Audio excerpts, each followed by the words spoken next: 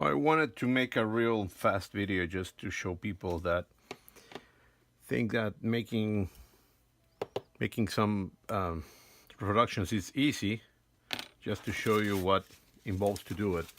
This is a PDF that I took from the internet that has all the manual, but of course the manual is one after the other, so I had to print everything and repurpose it so it can print like a book. So I gotta cut it out, put it all together, and then on the PDF move all the pages so it really collates.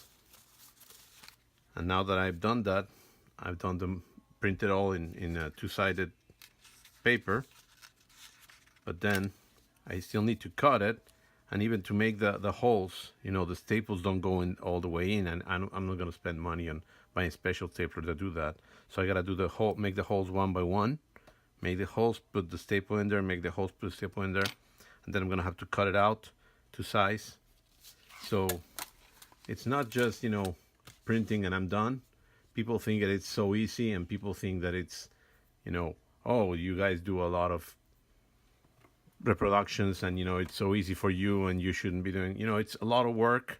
If I had to charge for all the work that I do, people won't be able to buy these reproductions, because there's put a lot of work to make real quality reproductions.